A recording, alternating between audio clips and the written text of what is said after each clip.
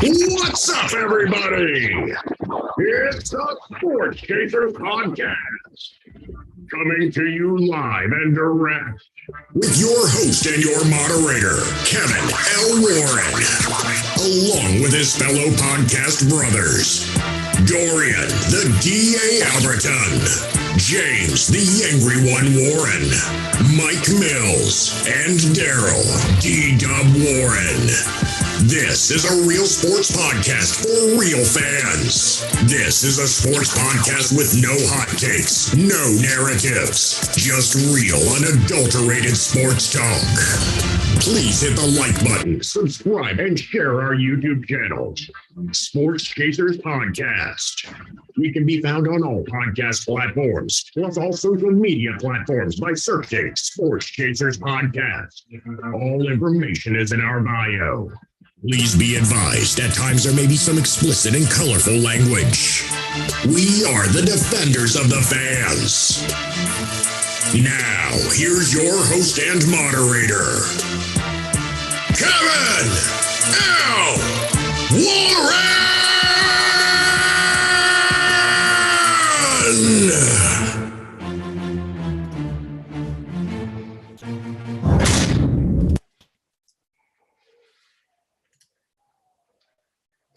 What's up, everybody? What's up? It's the Sports Chasers Podcast coming to you live and direct.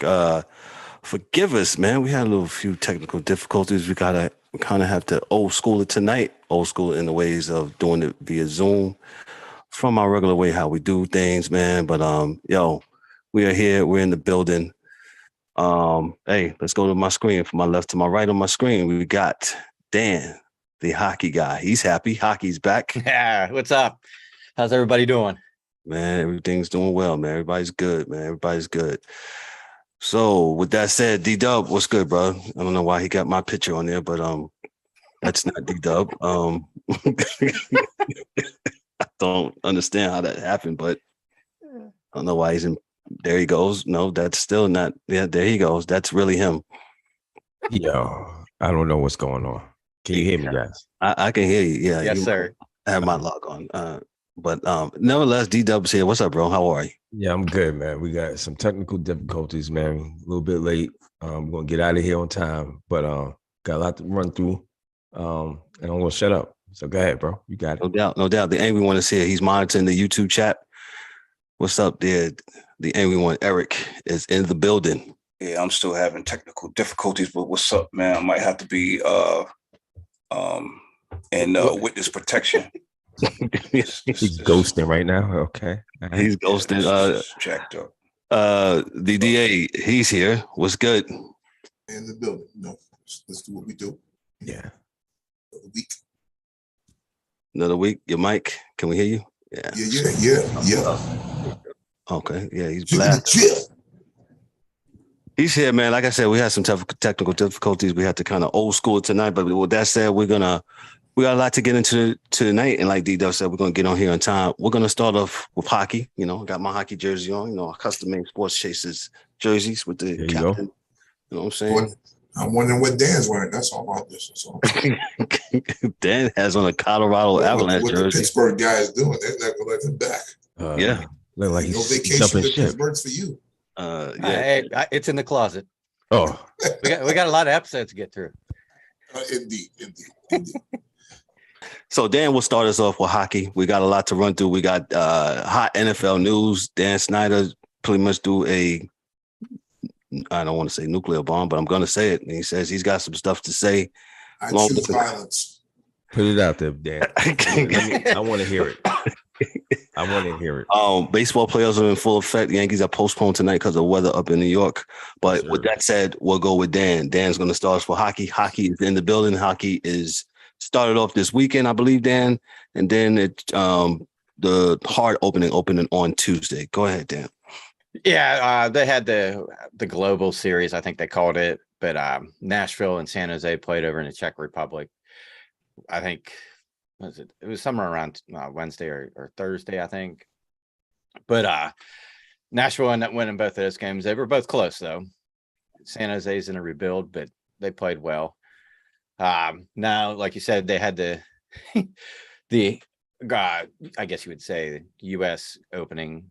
They had the Rangers and the Lightning on Tuesday, the first game, and then it was Vegas and the Kings was the second, the 10 o'clock game. Both games were pretty good. What was it? Rangers, they ended up, what was it, 3-1, I think. They Yes. end up winning. Gets the Lightning, correct? Yeah, I wasn't at the house, so I got to see what I could see between that and I was watching a little bit of the Yankee game. But tonight we got, let's see, my boys are up 3-0 in the first here against the Coyotes, and I think the Rangers play Minnesota later. I think it's an 8 o'clock start. I think that's in Minnesota. And then who else we got here? Oh, we got the good game of the evening that hopefully we can get out of here on time for. I want to see the Avalanche are going to be taking on Calgary, which would be, I think it's going to be a really good game because you got Kadri coming back, or Colorado playing against Kadri and Calgary. And so you got Dallas and Nashville tonight, Ottawa and Buffalo, the Islanders in Florida, Washington and Toronto, and then New Jersey and Philly. But yeah, like I said, it was kind of hard to watch all the games, but I watched the end of the Carolina game yesterday against Columbus. That was a really good game. Carolina looks tough. You might be only game one, but they looked really good. Freddie Anderson played a really good game for them in goal. So we'll see how their season transpired, because I got some new guys with Brett Burns on D. So it's gonna be an interesting, fun time. Like I said, like surprisingly, the hockey's really good for right out of the gate. Usually it's a little bit slow. So what do you mean it's slow? Well, it's a little sloppy because they only play, I think, 6 preseason games, and usually that's a lot of the young kids. Like the first couple games, there's a lot of the young kids that are in camp. A lot of the AHL players that are getting a shot. Can I stop you there? I can't use my voice because I'm really not all that well. But if I was to use that voice that I always throw out to DA, we just said a couple weeks ago, say no to preseason. So do we say no to preseason, DA, in hockey? Hey, if they can do it, it's fine. It seems in football, the injuries are unsurmountable. So if they can do it in hockey, fine. I think this hockey season is jumping off to some good games because you got to have a lot of top 10 games between two teams.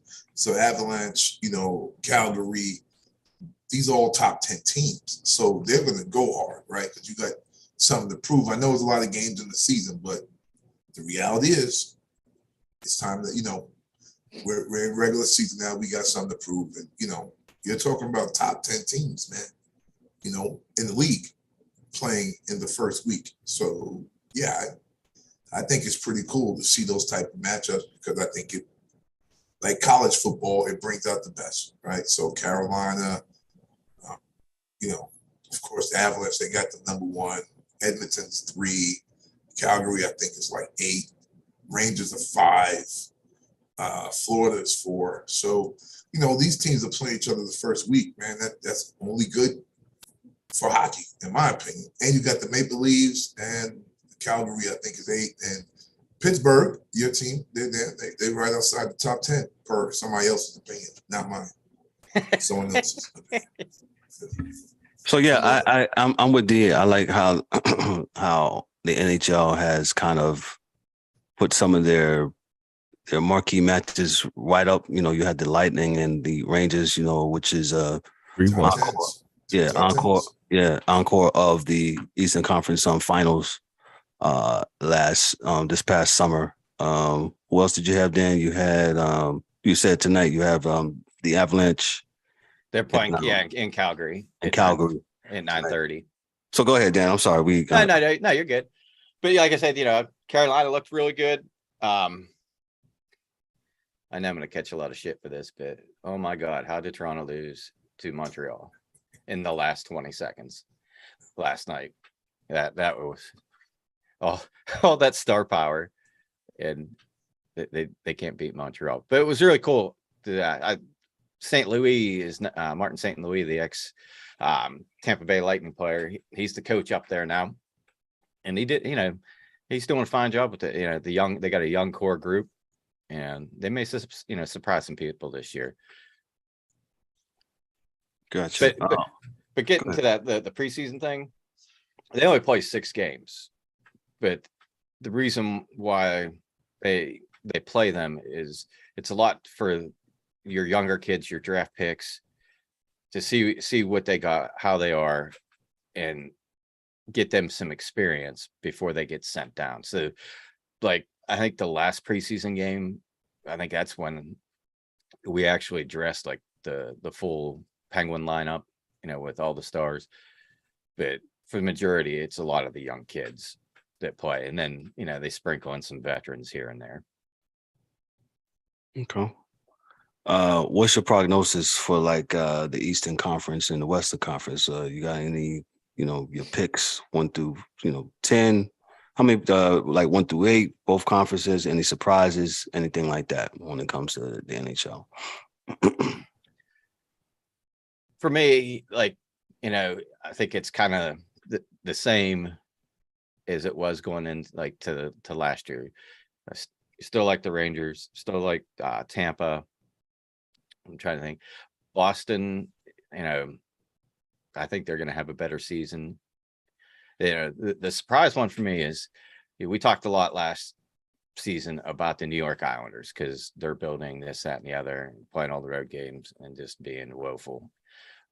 But I think now, what are we going to see from them? Are they going to be able to turn around and get back in the playoffs?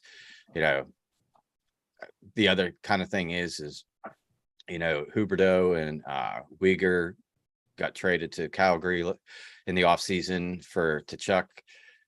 So how's Florida going to be now that, they lost those 2 guys and replace them with Tkachuk? Is the chemistry going to be there? Right. Yeah, no, dude, I watched the Edmonton game last night, and it was their home opener, and they were god awful for the first 20 minutes. And I think they were down 3-0, but McDavid saved them and got the hat trick and an assist. So that's that was Jack Campbell's first game as an Oiler, the ex Maple Leafs goalie that signed there in the offseason.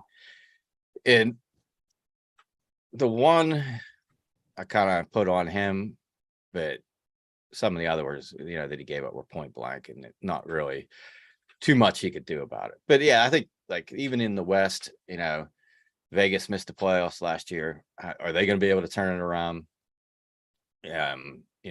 Is Dallas as good as they were at the end of last year? Now, that they kind of figured things out. Are they going to be able to put a full season in together? So it'll be interesting to see, like I said, it's, first week of the season, first games for these teams. So gotta let them play a few games and figure out where they're at. Right.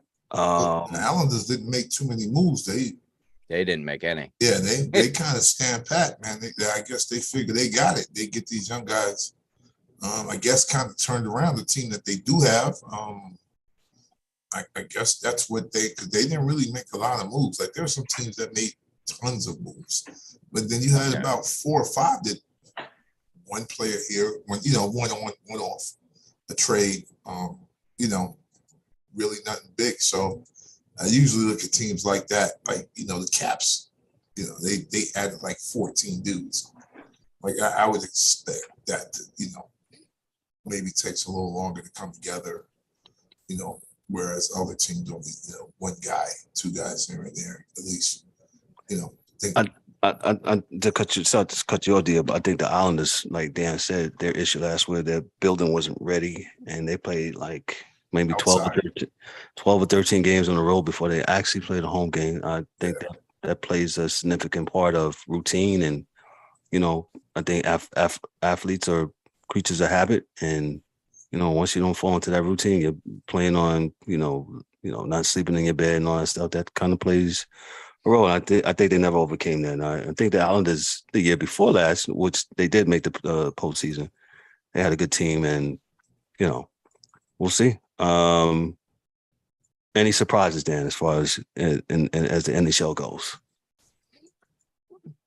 excuse me, not as thus far. Like I said, it's only like a game in for most of these teams. Like I'm curious to see, how some of these teams work out with some of the moves they made. Like Florida, I think Calgary, I think they made a great move by getting Huberdeau and Uyghur, and I think they got a top prospect also in that deal just for one guy. So they kind of lost Gaudreau and they lost Tkachuk, but they kind of replaced some of that, right away through the trade. Who knows? I think they're going to be a better team this year, just because it's going to be not to say that they were a one-line team, because they weren't, but I think, what was it, Gaudreau, Tkachuk, and I forget who the center was, but or Lindholm, I think it was. I think they all had over 100 points, I think, which was crazy. But now, it'll be, I think, spread out a little bit better. Okay. We'll see. Give it a couple of weeks. Get about 5 games in, and then we'll kind of see who's ready for the season and who needs some help. Gotcha. One other thing. Give me a couple minutes on. I talked to you earlier, and you was talking about 2 of your pet peeves. So the advertising boards in hockey. Go ahead, take it away. Oh, see, I was going to bring the question up and ask this: has anybody watched the game, and has anybody noticed something very annoying when you watch the game?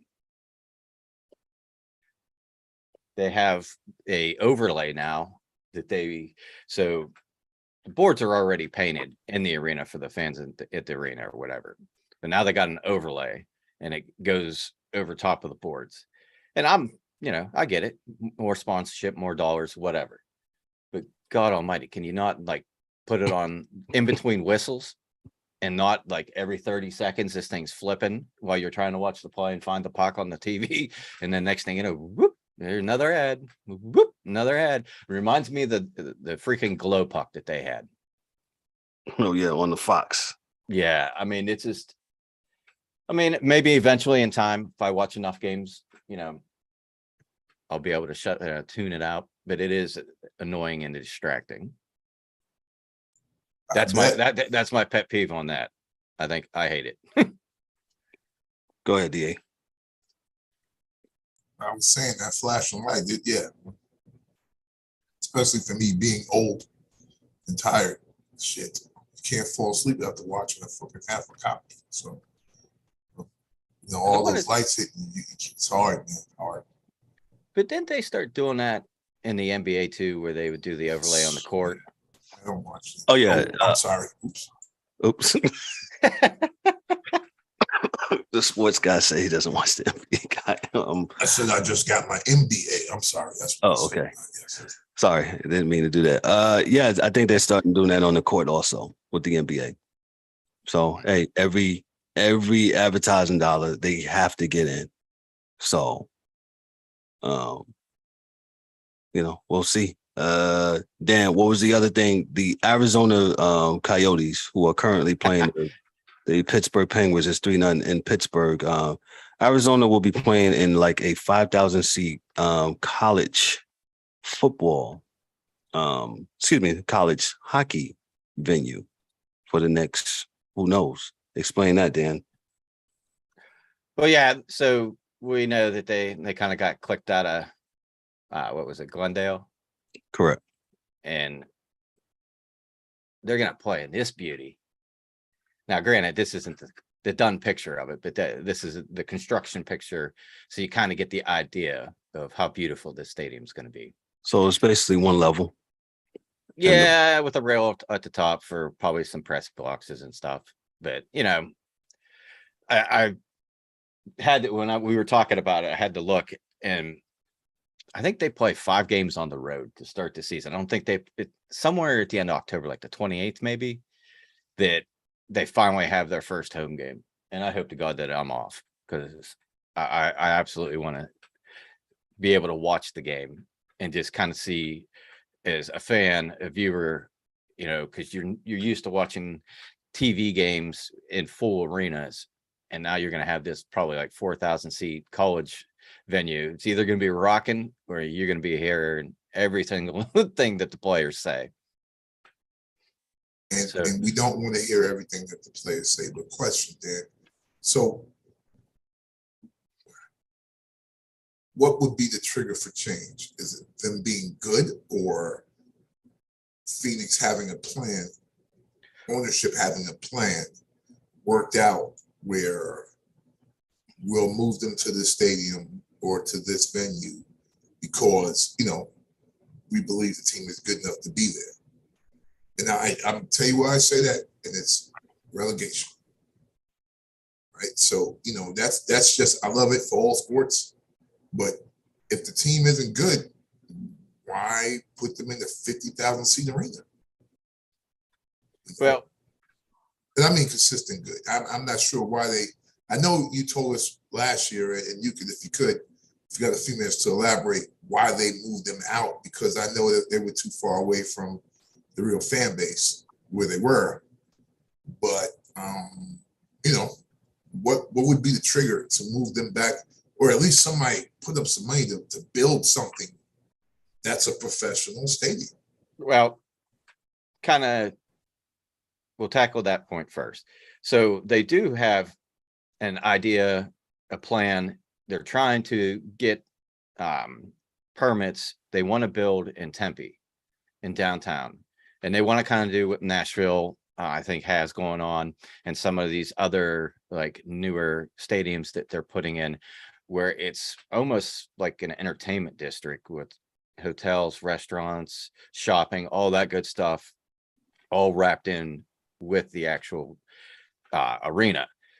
And getting to the second point, like where they were like in downtown, I think it was Scottsdale, and then they moved to the Gila Arena, and they basically, the city kicked them out because they were behind on paying the bills.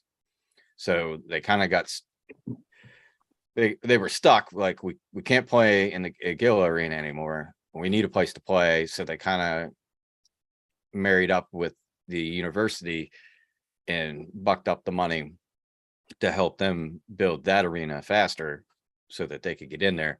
And from my understanding, I think like they can't share locker rooms, the college and the pro team. So they had to build it in a separate building for locker rooms for the pro team to go in and stop. But like, I think I want to say they signed on for 3 years. So like, and kind of their problem is they don't have like the large revenue because, obviously where they're at playing this year, but it's also going to be hard for them to get players because, it's going to go one of two ways. The players are going to love playing there, or they're absolutely going to hate it. So if it goes to the good side where they love it, you might be able to entice some free agents to come there. But if it's not, there's really nobody that really is going to want to go play there. So for them to get good, they got to get this, stadium. And I think, once they get into, like, if they build the one in Tempe and they get that stuff around, I think they'll be fine. But if they can't get these permits and whatever, then, it's time to move. Move to where though? Well, I mean, I know where you want them to go, but like, there's a lot of places like Houston, Kansas City, that when some of these teams that, like, for instance, before Mario bought the Penguins, there was talk of them going to Kansas City, them buying the team and moving them, and you also got them going back, up to, Canada to Quebec, but it'll all depend, I think, on the owners and, what's most viable for them. And who's got the most money to pony up for a franchise? Well, that's the thing, is they're not going to sell it. So for them you would have to be willing as an owner, if they go to Quebec, to move from the States to Canada, or do you want to stay in the States and just move to a different state? So I'm gonna say this. I'm gonna end this with hockey. So in the late '90s, basketball, the NBA and the N.H.L. put on a quest to land a lot of, their sports in the Sun Belt states of Florida and Arizona. So, you had the Heat and the Magic, and the NBA. And then in the N.H.L, you had Tampa Bay. You had, as you said, the aforementioned Phoenix Coyotes at the time. Now they changed the name to Arizona. And my question to you, my follow-up question to you, can hockey be successful in Arizona? Why can't it? Uh, to be honest, Austin Matthews is from Arizona. Correct. So, I mean, like, I'll say this. As a kid growing up playing, street hockey and whatnot, when the Penguins started winning, it was amazing how, more deck hockey rinks popped up, a couple more ice rinks popped up. So, and then you get the fusion of the young kids getting into it in the youth and amateurs, side of things, and it starts to grow. And then, you get the fan base. I mean, Carolina, it's their 25th anniversary this year. And, think about that. Hockey in Carolina, it's like, with my daughter playing girls travel, I got to go around to a lot of these different rinks in the state. And there's quite a few rinks that, we have here in North Carolina, considering it, it's not technically Sun Belt, but it gets pretty damn warm here. Gotcha. So that would be my thing is if they can get to it's almost, like a wheel, like you got to get each part of it start going and then it'll start to roll. The team gets their arena, they start playing better, they get more kids involved and wanting to play hockey, and then the next thing you got a fan base, young fan base growing up with a tradition of winning, and you can sustain that. But if they're just terrible, you're going to have kids that like hockey, that have seen hockey somewhere else, that are going to pay attention and follow it. And they may not be, the families not be season ticket holders, but they'll watch it on the TV. Right. So, like you said, winning cures all. Like if they could start winning, and, they got good young talent too. They got a couple of these kids that, they drafted recently that, that like Schmaltz, and I don't know. It's just, I think it's going to be a rough little patch with them until they get their arena situation figured out. Right. Okay. I got anything on hockey before we move to the National Football League? Yeah, I got one question, Dan. Do you think that hockey players care if they play in a 4,000 capacity arena versus what they've been playing in? Like, is that like something that they talk about, or something that? So, yeah, most hockey players love to chirp, and basically they talk shit on the ice. And these guys are going to get pelted for an entire season by every visiting team that comes in there. And you got to think of it this way. Like, do you want to, like, high school football teams, do you want to go and play where you got one set of bleachers and that's it? Or do you want to go to one of these Texas football stadiums? It's like a college stadium. You know what I mean? Like you want the atmosphere. And like I said, if it could either be the great or it could be a dud, and it may just be, hey, and that's, like I said, it's going to be a long 2 weeks, because I really want to watch a game on TV of them playing there. Right. Just to get the vibe of, because you'll be able to tell, if the players seem disinterested, and that won't be the first game. It might take till, if they're having a bad year, you'll be able to tell. And then you'll see in the offseason, if a bunch of players want to sign there or do sign there. We'll see. The National Hockey League has kicked off. Like Dan said, it's the first week.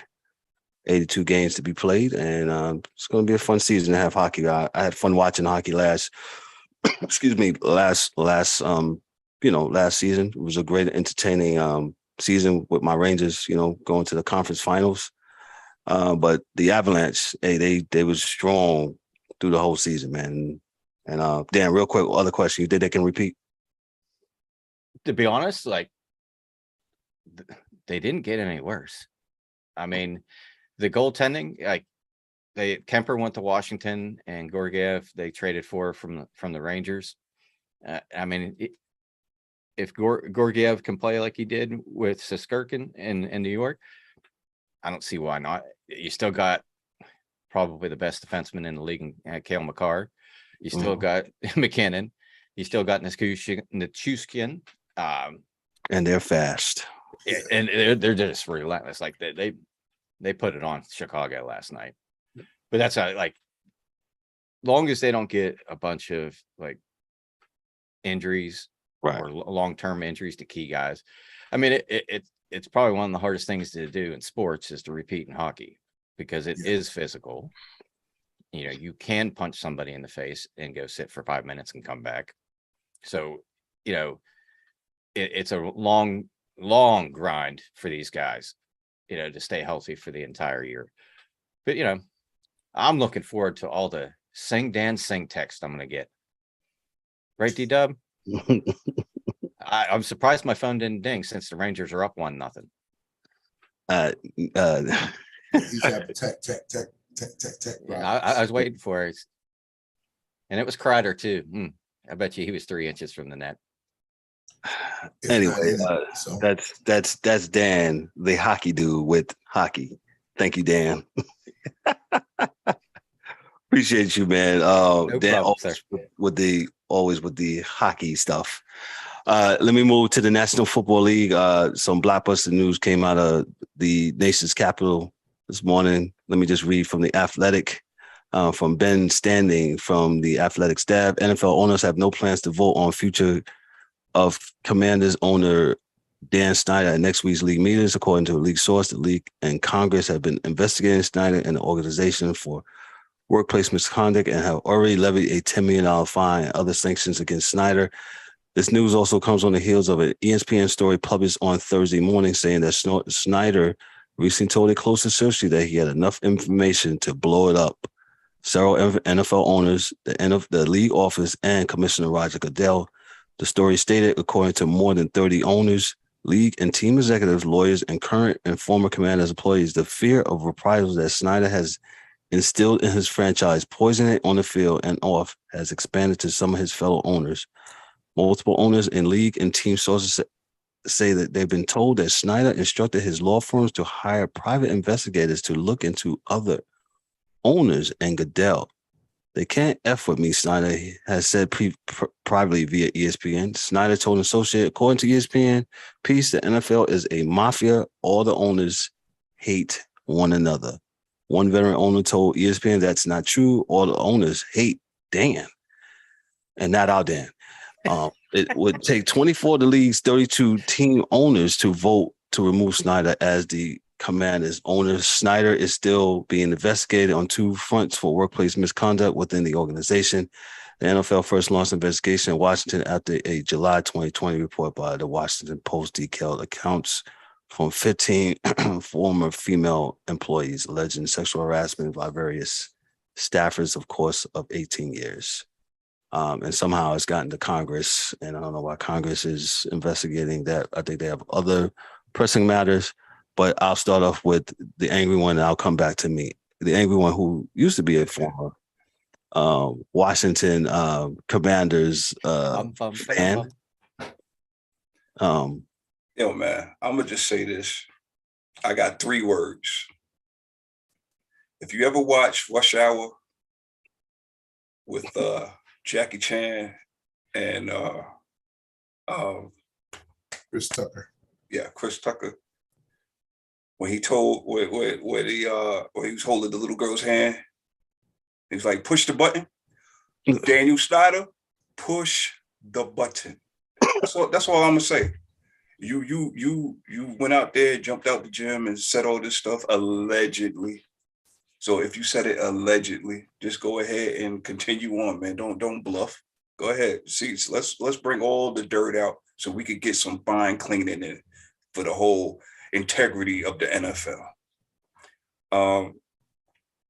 This is going to be very, very interesting. And if anybody is wondering why I left the Washington, whatever the name is, they done had 3-4 names in the last 3 years or whatever.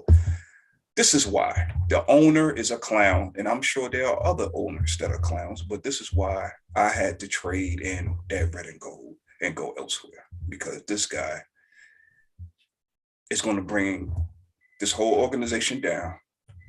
And it's sad because they have one of the biggest fan bases in football. So we shall see, Kevin, and fellas, how this is going to go down. And I will be keeping quite an eye and an ear open to all of this shit.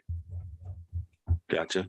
Our Dan, who's not no relation. Go ahead, Dan. What's your take? Hey, we have like discussions about this clown, during last season, him doing this dumb shit.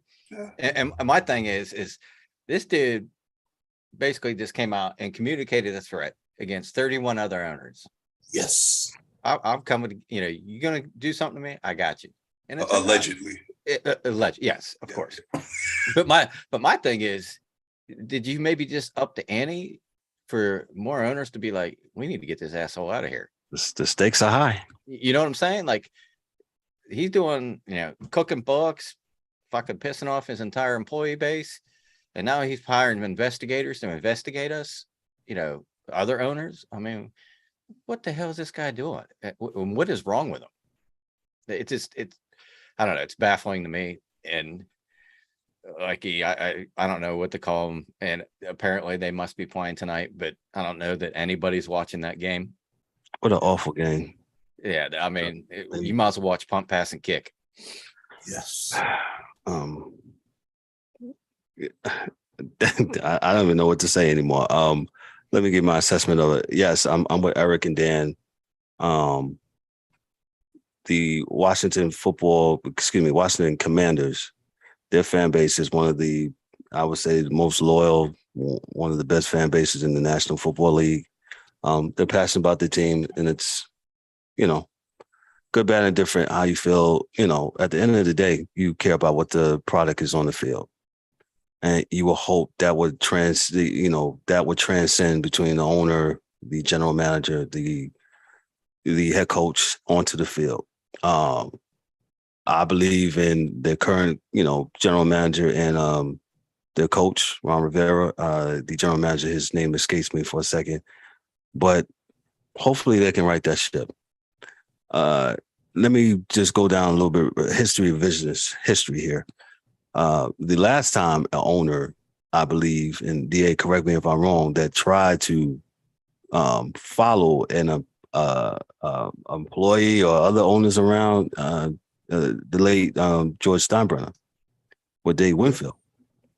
And what did that result in? That resulted in, George Steinbrenner, he's got some murky dude, mob related, I believe, following Winfield around. Basically, he wind up getting himself suspended for a couple of years, and and that kind of turned the Yankees around. If you remember correctly, all the Yankee fans, George was at the height of his meddling, and I'll say it, and kind of left him out the loop and made the Yankees do what they need to do, and the Yankees, 4 championships later because of that. I'm with E on this. Dan Snyder, if you got some stuff, you might as well go ahead. Yo, let it fly. Yo, he got him, man. He said he got it. He said the NFL's a mafia, right? I choose violence, man. If you got the full house, right? That's right. He gonna do it. So yo, man. Y'all not gonna come down on me. Yeah, show me a winner, right? I'm the only one. Show me a winner. I'm not the only one. Hey, I'm not. DA, what Denzel said? You think you guys could do this to me? Me? I'll put cases on all you bitches. Huh? That's what he said. That's what he said. He right out there saying King Kong ain't got nothing on me. That's right. Goddamn right. Dan Snyder, shoot program, motherfucker. Shoot program. Pelican Bay. DA, go ahead, man. Since you in it, go ahead. Go ahead. I love Jerry it. I Jones, love it. case, nigga. Yes. Robert Kraft, case. Robert, you going to Florida? What you doing down there? Huh? Hey, man. I was just we watching you. What he's saying is this simply, man, and this is the way I believe. If you watch, what's that show, man? There's one that was on HBO, but it was billionaires or billions, and then there was one with the father and his kids. Dude, this is the way Succession. This is the way these rich guys play, man. Facts. He's not doing nothing that they don't do in other businesses, man. That's all I'm saying. Like, listen, whether we agree with it or not, these are the games they play. He's saying, listen, I'm a billionaire. I can go up the river. You can make me sell my team. But you're not going to besmirch me by myself. When That's right. We all do this stuff at these meetings that we go to. We all got emails of this one doing that. We know this guy's doing that and this guy's doing this. You know, for some reason, they come out on me. For some reason, I got the federal government involved in what my team, my business is doing, my private business is doing. Somehow, some reason why. Because Donald Sterling didn't have the feds on him to sell his team. Ain't nobody coming to see him. Why I got feds coming to see me? Oh, because I'm in Washington? This isn't a federal crime. The Phoenix Suns owner? Come on, man. This dude said, he said, listen, I'm not doing this. He said, I can do it, but I'm not doing it alone. Now, like I said, how it affects the team, I don't believe it does. Because sports are sports, man. We'll talk about it later. It's like the Draymond thing. The outside world has their thing, but those of us that have played a sport at anywhere have seen the fight, have seen, dickhead coaches, whatever it is. Everybody's, we've all seen it. It's just when it gets out, then it becomes the biggest thing in the world. Oh God, Dre, Yeah, I think if this dude is being sexist to women and he's abusing women, so forth and so on. First things first, you guys that are officers of the law know that thing doesn't happen in the vacuum, right? So it's not one, and he got caught one time, the one time he did it. So there's a list of women out there that, either took payment and didn't say nothing about, so now we can't say nothing about it. But again, the reality is that he still owns this team. So he must not be a retard in total because he keeps enough money to do that. So with that being said, if he thinks they're threatening his image and he's tired of it, yeah, man, I choose violence. Go ahead, do what you do. Do what you do. I choose it. I don't choose it for you. The Caris, whatever the hell she said. The cane. Send the fires. Dragon, do what you do. Do what you do. D-Dubb, go ahead. Hey, man, what they said, there's no honor among thieves, bro. That's all. Okay. So we already know what it is. I hope. We all said about Jose Canseco, right? Nah, Jose. We don't know. He don't know what he's talking about. Yada, yada, yada, yada, yada. He writes a book. Lo and behold, this person. So, hey, where there's smoke, there's fire. Now, he may not be 100%, correct or factual, but there's something there. And, the only way you get some stuff is, you get somebody, it's like the drug dealer's girlfriend. Get her mad enough, she start telling everything. Well, that's all I got for you on that, kid. The drugs are over. Yeah. The drugs is over there. Just saying. This is an ongoing story. We will keep our ear to the ground when it comes to this. Well, since we're off the court, we might as well just go into and we're in with on the court stuff. Draymond Green and D-Dubb. Man, you've been talking about this story. We'll switch to the NBA real quick. Draymond Green, man, he was involved in an altercation with his teammate. What's the name? What's his name again? Jordan Poole. Jordan Poole. Last week in practice, Jordan Poole appeared with some injuries and allegedly, well, not allegedly, but no, that's no allegedly. Yeah. No, it's yeah, he admitted it. Oh no, it wasn't an injury. He got knocked out. There wasn't no injury. Yeah, He got knocked out. He got slept. Yeah. It's so people say, these things happen all in practice if you play team sports. Yes. And things get heated, right? Right, DA? Yes. Right, Dan? It plays in any kind of team sports. I have certainly, sometimes things get intense. Anything team oriented, even in your office, whatever. But the thing about it in the office, you can't be fighting in the damn office. You'll be gone and arrested. So, you can't choose violence on that one. But with that said, right, and I'm coming from the angle with, all of today's people, and it's funny how this happened on Steve Kerr's team, right? Because, all the Mike supporters, it's like, Mike chose violence and he beat up Steve Kerr or whatever. He wasn't a good teammate. He punched him. Yeah. And Steve Kerr punched him back. Right. It's Michael a fight. Michael wasn't a good teammate. Michael was not a good teammate. So I'll say this, and I'll start with D-Dubb. What's your thing on this? And I'll come back to me. Go ahead, D-Dubb. Again, it was a fight. It was between his in-house. What happened was when the tape got released. Who leaked it? That's a whole nother problem. So that's a whole nother thing. So you got, moles in your camp, in your staff, who's leaking tapes. So you got another problem there. But this wouldn't have been nothing if nobody would have seen what exactly happened. So then when you seen what happened, it changes your thought process. You just think it's just a fight. But then when you see the way the man got knocked out, you're like, whoa. Draymond, you got to, some would think, he has to be held accountable for that. Some people think, again, that he got off light because of the Golden State Warriors handled the situation with no fines, no correction. I think he got a fine. Yeah, well, no suspension. What it is. We don't. Yeah. It's what it's supposed to be. A fine outside of us seeing it. That's what right. It is. So, but again, D, once you see it, can't unsee it.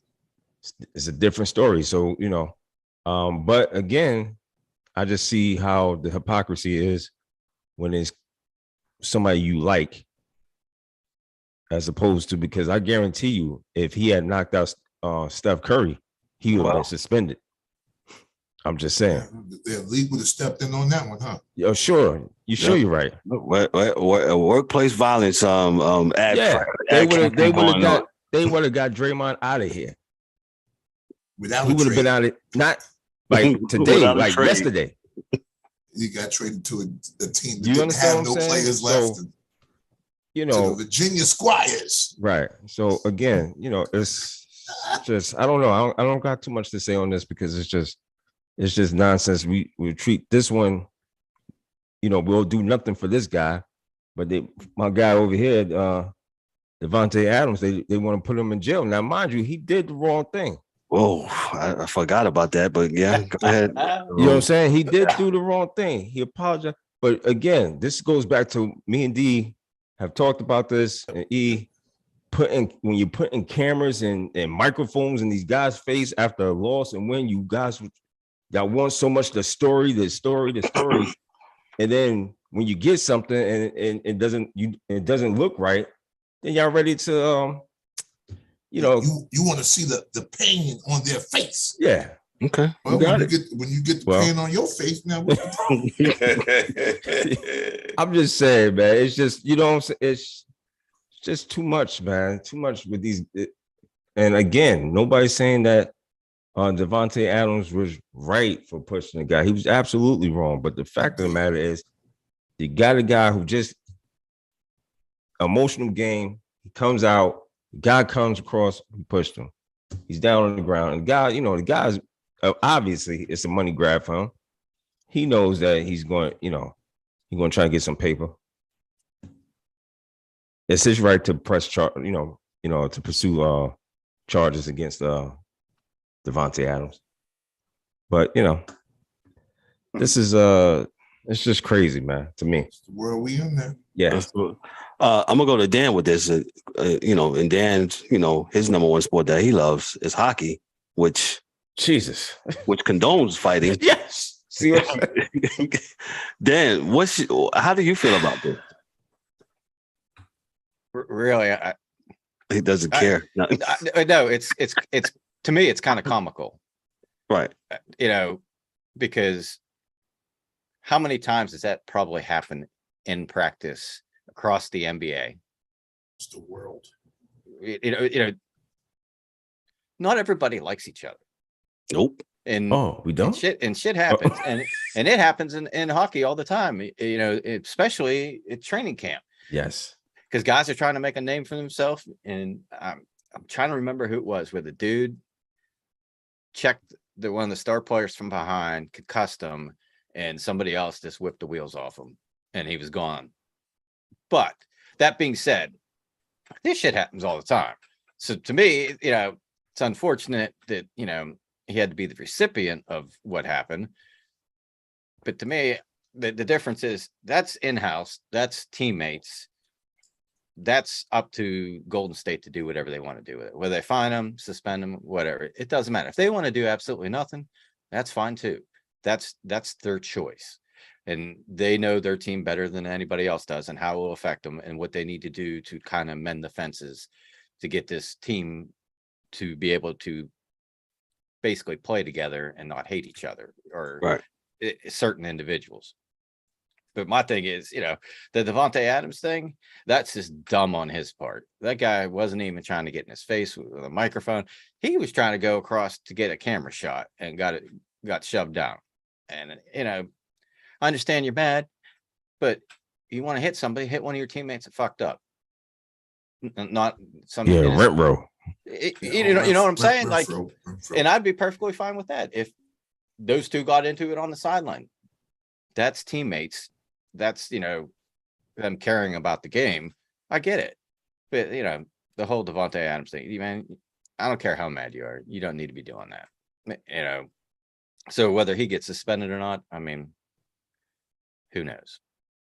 Now that they're getting more bad publicity to the league, on top of Big Dan, that is a good point, Dan. Because we notice how they do mostly everything that they do. They fucking overreact and go from to there, 0 to 100. Yeah. Hell, the guy bet on his own team got a whole year suspension. This guy actually physically assaulted somebody on TV at the end of the game. Was he getting 2 years? What, jail time or? No, I'm talking suspended. I'm talking suspended. I mean, think about it. With the way they're doing this, the concussion bullshit. Who knows what obviously, I'm being facetious on that, but yeah. But I don't know. Sports is competitive, and if you're a competitor and you care and you're passionate about whatever you're doing, tempers are going to flare. It just happens. I mean, it is what it is. So to me, it's water on the bridge. No big deal. Now, gotcha. Poole might think otherwise because he received what happened, but that's on him too, though. So yeah, I mean, to me, move on. No, got you. E, what you got? I don't even know what to say about this shit, man. I really don't, man. Like early in the week, I was like, when it happened, I was like, what the fuck is it? But then I'm kind of, after sitting thinking about it, I'm kind of like with Dan, right? Yo, man, it happened in their quarters. It wasn't on the court for everybody to see, quote unquote. It wasn't with another team or anything like that. It was in-house. Again, I would like to see stuff kept in-house, but this is 2022. That's impossible. They can't do that, E. Man, they felt like they did what they had to do for the betterment of the team, which is the Golden State Warriors. I heard Steph Curry had a lot of influence in kind of cleaning that shit up. So with that being said, with Steph Curry being the ultimate teammate, I can see why they quickly swept that under the rug, and whatever fine or whatever that happens, whatever. It's just crazy. Now, if that was Russell Westbrook and Pat Bev, I ain't no telling what the hell would happen then. You know what I'm saying? I'm sure there will be some dealings. The league will have something to do. Somebody would get traded. It would be some bullshit because it's the Lakers. But anyway, somebody's gonna get traded now. But go ahead. Yeah, but he didn't go into the huddle. I'm sorry. The Devontae Adams thing is it's unfortunate.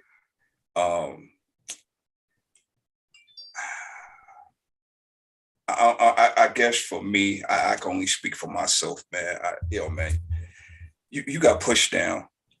Okay. If he was running a pattern and ran out of bounds and ran into you and pushed you down, would it be the same thing? I know it's two separate scenarios. I get it. I know. I'm just saying. You got pushed, boy. You ain't get punched in the face. You ain't get stabbed, anything like that. But like you said, he's all within the right of what he's doing. Cool. I would just like to see, again, I'm always going to take it to the higher ups. NFL, you claim that you care about your players. Okay. Well, how about, and I read this somewhere, I would give credit, but I don't remember where I read it at. How about you simply rope off for where the home players and the visiting players can get off the field without any interruptions, anything like that, reporters, cameramen, anything like that. Let these people get off the field, and then you go do whatever you need to do.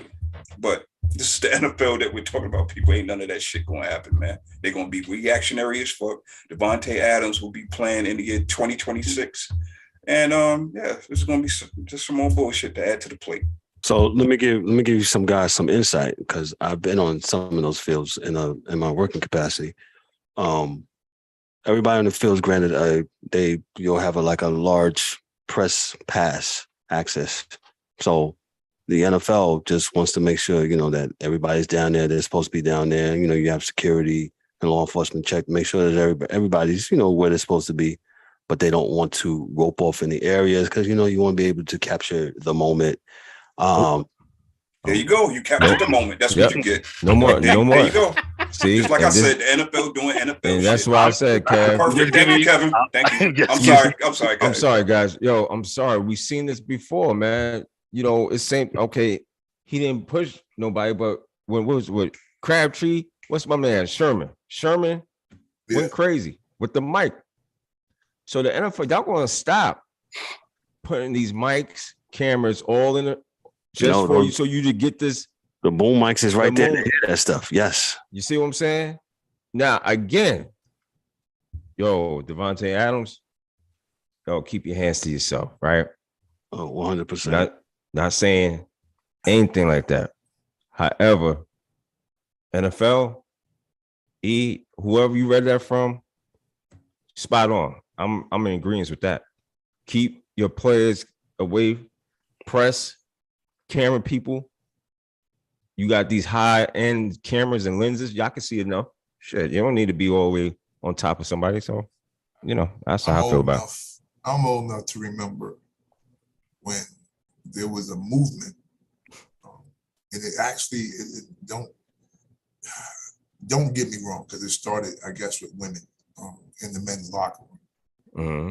And there was a movement to say, listen, in every sport, give the dudes 15, 20 minutes after a game before you approach them. Right? That was a movement, right? Because it was a thing where, a male reporter is not going to go into a female basketball team's locker room right after the game. Right. Yes. Right? Whereas, you have female reporters at the time. We go into a locker room, dudes is walking around dangling. Like, yo, I didn't even take my shower yet. Right. And that's why you had the press, junkets after, dudes came out the locker room. There was no more standing, in front of the locker interviewing someone after a game. I think they still do that though. But all that being said, that was the reason. It was like, listen, dudes' emotions are still high. And it is high. Mm-hmm. It takes different people, different amounts of time to come down from a win or a loss or just the excitement and adrenaline of the game, period. Right? Everybody doesn't do it at the same time or at the same pace. And that's just the truth. So as far as that is concerned, Adams is wrong for pushing him. He has to be a little bit more aware. And I understand he's upset because, in each circumstance, and I'm not saying he's right, but each circumstance is different. This dude left something to come out there to play with his man, David Carr, and they're 1-5 or 1-4 or something like that. Mm-hmm. That's not what he expected. And they were up 17 points. And I think 2 or 3 of those games he lost them. Right? So he's like, yo, there's a problem here. Something going on. So there's a lot going on with that. So I hope it doesn't go too far. The N.F.L, like we say, certain things will get swiped under the rug quickly and other things won't. And it makes you say, right? Now, Jordan Poole, Draymond Green, they talking stuff, man. You know who Jordan needs to be mad at? His damn father for not teaching him how to fight. All right? Uncle, you don't push nobody and then stand there like nothing's supposed to happen after that. I'm sorry. I'm violent. I've lived a violent life. I grew up in a violent time. We used to fight, was playing for us in New York City, and probably in a lot of other cities. It's just not us. You slap box. That's how we learned how to fight before we went to learn how to fight. So, I feel bad for the kid. He got folded, but that's also another lesson learned. Right. You stop talking all that stuff. And you can play, but you don't stop talking all that stuff because there's always an Oakley somewhere. So in our NBA, it was Oakley. And there was a story they just talked about. And I'm going to let you go, Kevin. I know you're checking the watch. But there was a story they just talked about where some young guy was talking some shit to Charles Oakley. Right? The Knicks was going to play them. Right? Mm-hmm. Charles Oakley went into their locker room before the game and slapped dude. So I told you, you're going to get that punishment. And left the locker room and went on to play the game. That's it. There's a Debo for everybody, everywhere, all the time. So just watch what you say. Yeah. That's all. Gotcha. D-Dubb, we got you, correct? Yeah, I'm good, man. We got you. Hey, that's all I gotta say. It's just the whole thing is just crazy, whatever. In-house. Let's go to some on the field stuff. Hey, Major League Baseball, their playoffs is underway. The divisional, the wild card series that happened this past weekend. We had teams that moved on. We didn't get a chance to really talk about those playoffs, but we'll talk about them now. Hey, one of the disappointing things of that was the New York Mets. The New York Mets won 101 games this past year, and they played 3 games at Citi Field in Flushing, and 2 of those games they sucked. And I'm just here to give it to you. The Mets, Matt Scherzer, they paying him $40 million. Bro, you got to come give it, better than that. And Dal, who's that? Chris, who's the other starter? Chris. Oh, Chris Bassett. Chris Bassett, yes, was unacceptable. After the Padres went up 4-0, that was it. You can hear they panic and they couldn't score. And Buck Showalter, that was really grimy what you did in the 6th. And was that the 6th inning? 6. When he went up. It must grow. I got you. So I got your hot sauce, bitch. So I got your hot sauce right here for you, bitch. DA, take it away. What happened with that bull? He checked behind his ears, and it's something that players use. They say pitchers use it to keep themselves awake. I guess because it'll burn when it's mixed with sweat. Never used it. Never had a need to. Awake. Go ahead and enlighten our listeners. What do you mean awake? They say that pitchers will put hot sauce behind their ears in night games when it's cold because it'll keep them awake. Because it'll burn, I guess, behind their ears when the sweat hits it from pitching. And everybody knows it's not a sticky substance, and that's per. What's the dude there, Dan, that played for you guys? What's the guy? Dude used to have the dreads, played for the Pittsburgh Pirates. He's playing with the Yankees. McCutcheon. McCutcheon. Yeah, he texted that out, and I was like, "Oh, that's interesting." Baseball has a bunch of unknown rules and shit. That's correct. One of those things. And evidently, I know what this was about. This was the payback for the Padres calling timeout every 2 batters, and that threw the Mets pitchers off of their cycles and off of their schedules, and they beat the shit out the Mets pitchers. It happened the whole series. I'm not sure why no one said anything, and I think they did it to your boy Clayton Kershaw the other night, and they jumped all over his ass. Because what they do is call timeout, and they back away. Hey, it's the last year that they can do it. So explain to our listeners what you mean. They back out the box and call they timeout? back out the box. They get in the box and they do all their Oop, step back. As soon as they see the pitcher looking to get into his windup, they call timeout. Back on out of there, and then they step back in. And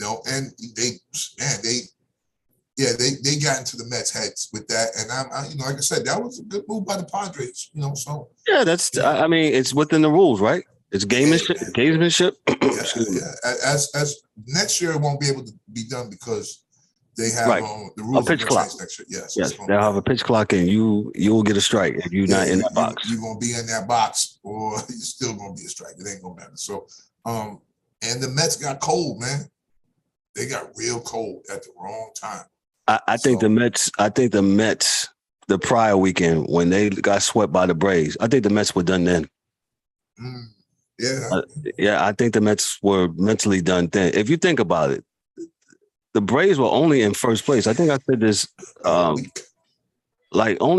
less than 7 days for the whole season. The Mets it was a week for the season. That's it. The last week. That's it. So think about it. You've been in first place all this time, and then again, it was the same pitches. You had Scherzer didn't give us anything. DeGrom is still hurt. DeGrom is still hurt, and Bassett didn't step up as the third pitcher during that series, and the Mets got swept. And then I strongly believe they did not recover from that. So that being said, we're talking about the Braves, Braves. Go ahead. The Phillies are hot, but the Braves put a little bit of water on it last night, but now they switch venues, right? So with this format, the Phillies might be in a pretty good spot, bro. So this is a best of 5. It's this in the Atlanta-Philadelphia series. The series is gone. It's gone. Excuse me. Yeah, going back to Philadelphia tied 1-1. It's been a minute since the Phillies have hosted postseason baseball. Shout out to the Phillies, man. They fired Joe Girardi early in the season. They got better. So coaching, managing is what? Better. And Bryce Harper, they're number 1. And we have been very critical on the show about Bryce Harper standing tall at the ATM. He's still there, but he's playing. Or he can hit when he's healthy. I mean, the man hasn't been healthy. So we see what he does when he's healthy. When he's healthy, man. So shout out to that's a good series. The Yankees and the Guardians, they were rained out today. It's postponed because of weather. They'll play a 107 game tomorrow in the Bronx. It's currently 1-0. The Yankees are up. We'll see. I'm still scared of the Guardians. But the Guardians have really good pitching. I don't know about their hitting, but we'll absolutely see about that. And Judge, he didn't have. He hasn't had much of his postseason. His postseason prowess has not been as good as could be expected. So it's cool.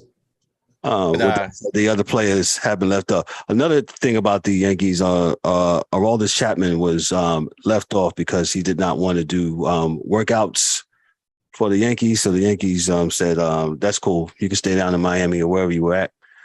and you can just chill. We'll leave you off the postseason roster. DJ LeMahieu was left off. Well, that was for player reasons. So. Yeah. But we'll see. It's 1-0 Yankees. The wild card round, best of 5. You got to get in. You got to get in when you fit in. And also, game that was this afternoon, the Astros in Seattle. The Seattle should be up 2-0, man. Yeah, man. It's a wrap. They pretty much how they won to get into the playoffs is kind of how they lost the 2 games. And Jordan Alvarez has been a problem for them the last 2 games, man. He hit 2 moonshots, one on today. I caught one today. Out there with the dogs. Yeah, Kev. It was Tuesday when he hit that first. Yeah, that first one to end the game, and then was it today? Somebody said that, man. This afternoon. Yes, one of those guys said that on TV, man. I was like, yo, listen, that's a hard loss to live with. Like, he's like that's going to turn into 2 because he said Seattle's not really experienced enough to overcome that. No. And the one thing is that though they've lost some pitchers and they've lost a few players here and there, the core with the Astros is the same core been there the last 6 years. Facts. Like, these are the same dudes, man. These are the same garbage can kids. Still doing what they do. You know, they still doing it. So the bullpen lockdown mode again. I mean, they're not playing this year. They're not trying to lose one this year. So they're going really hard. So real quick, let me just ask the panel: Do y'all like this playoff format for baseball? Yeah. Okay. Better than the other one with the 1 wild card game, you're in and you're out. That was dumb. Yeah. Baseball's a series. It's a season of series. Right. So you can't expect one game to mean anything in baseball. So. Well, Kevin, what me and you talked about, I think earlier, a couple weeks ago, I mean, I would be in agreement with cutting the games down to 140, and then you can get a good 5-game series in the first round. Yeah, we talked about that. Baseball, to attract more fans, cut your games down to 140 games. Make the wild card series best of 3. This divisional series should be best of 5. Excuse me, you can make it a best of 7, so you can get your games back that you want, and it'll be premium games. So if you want to get those games back, you must make your team better to get to the playoffs. So, what you got on this?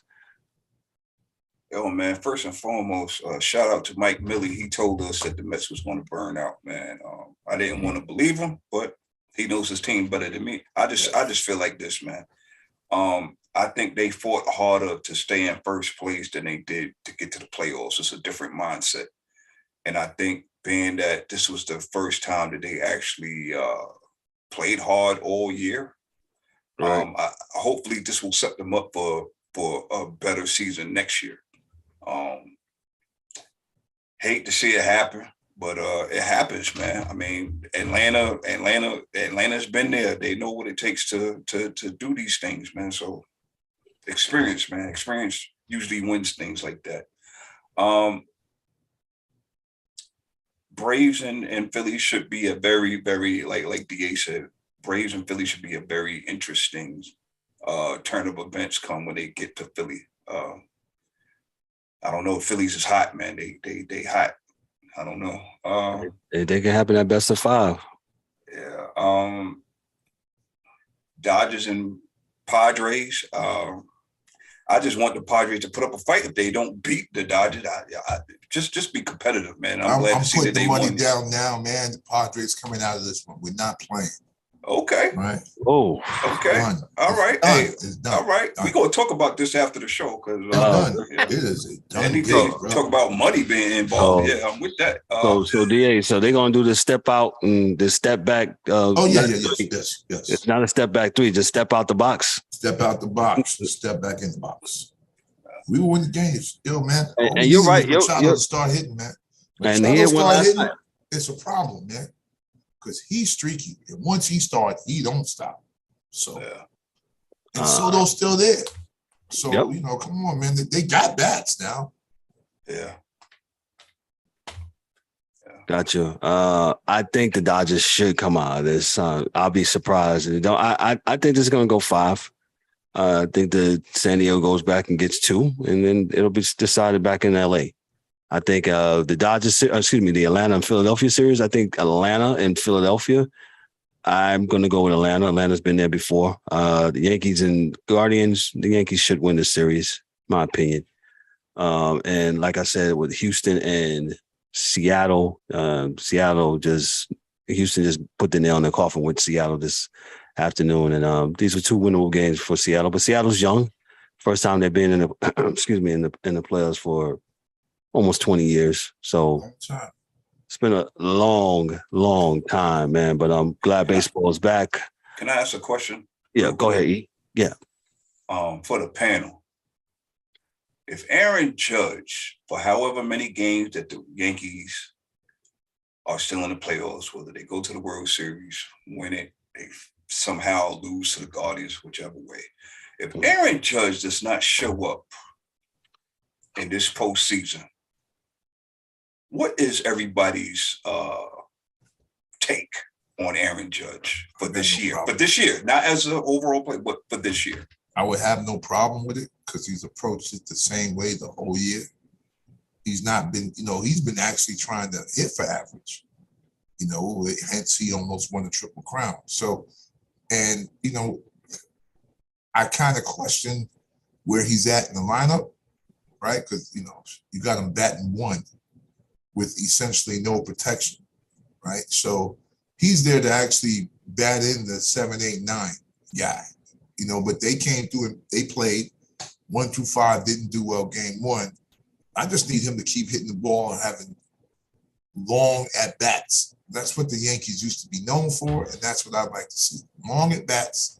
You ain't got to hit shit. Somebody else will pick it up for you. But make that man throw 10 pitches to you.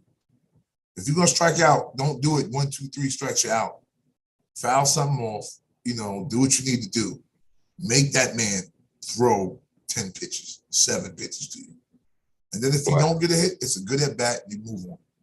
Because I think he's a target, right? So they're actually going after him right now. So, like Acuna got hit, I wouldn't not see him getting hit by a pitch because, he's the main attraction. So with that being said, I think if he continues to do what he does, I got no problem, and it was a great season for him, man, because home run champion, almost won the Triple Crown. It's been a long time since we heard that. So, and the Yankees really didn't have anything else on offense for a whole year. So, yeah, it's 62 home runs. They needed each and every one of them to make it to where they're at. It's like when they talked about Kobe with the 81 points and they only won the game by 4. So evidently he needed all 81. Right. So that's where I see him. Gotcha. May not see him no more in the pinstripes, but yeah, that's him now. Well, appreciate that, DA. Appreciate that. Standing extra tall at the ATM next year. Extra tall. Extra tall. I just want to know if Josh Donaldson's still running the bases. Wait a minute, Dan. Wow. What the? Hey, like I said, I don't watch a whole lot of baseball until it comes to the playoffs. And granted, you thought you hit it out, but man, ooh boy, you got to run the bases. Yeah, you got to run it like it's a single. Yeah. Golly gee, man, I'm just saying, dog. Like, damn. Where would Jeffrey Mayer at to kind of reach over and catch the ball? They should really be mad. They should be mad at the dude in the pinstripes that missed it. All you had to do was touch it. Damn. These fans aren't real fans. They're corporate guys that are just there. Yeah. We'll move on. We'll move on. D-Dubb with boxing, then we'll go to the N.F.L. and college. D-Dubb boxing this weekend. What we got? This weekend in Brooklyn, New York, we got Deontay Wilder facing off. Man, guy had second of the teeth. He's once again trying to, stepping back in the ring. against I believe, I forget what heavyweight this guy is. Robert Helenius. We'll see. Why should we care? For the boxing purists, you care because you like to see knockouts. And Deontay Wilder, we know he can knock somebody out with that right hand. He has a loaded right hand, explosive. But what's the problem with Deontay is that his skill set, I don't know, for many, it's subpar. You know what I'm saying? Say it's trash. Subpar. Yeah. Shout out to Bubba Dub. Yeah, for lack of better words. So, but he's in Brooklyn, so we'll see. And like I said, the heavyweight division is not all that great, bro. So for what it is, I mean, you got Tyson Fury, who's top dog right now, and what's this other guy, Usyk, who beat Joshua several the last time they fought. So now for the people who like boxing, you'll sit down, you'll watch it. It's going, it's Deontay Wilder, but he has a chance to, if he gets a couple wins, and he's been talking that he wants the best heavyweights now. He wants to fight Joshua in Africa. This is what he said earlier today. So we'll see, man. He'll get this fight, and he says he got 3 more years left, and then he wants to fight. You're already 43 fucking years old. We're talking about 3 goddamn years left. He said he's 30. He's 36. He's 36, and he's got 3 years, and he wants to at least fight twice or 3 times out the year. So we'll see what he said. We'll see what he does. It starts with this guy's, and this is his first time back since being beat by Tyson Fury, and they passed Mike Cross again. The only thing I don't like about Deontay Wilder is the excuse making that he's made. Yes, Tyson Fury having a loaded glove, all these crazy loaded fucking suit on. That's what happened when you came to the ring. That's what was the fuck loaded. Loaded suit. Fuck out of here. Yes, and that also, DA, you're absolutely correct. Like again, these heavyweights is, they're not your father's heavyweights, as we would say. It's not even our heavyweights. It's not even our heavyweights of our time. So, shout outs to them. I don't want to discredit them. That it takes hard to get in there. And these are all jokes. I'm sorry, Deontay.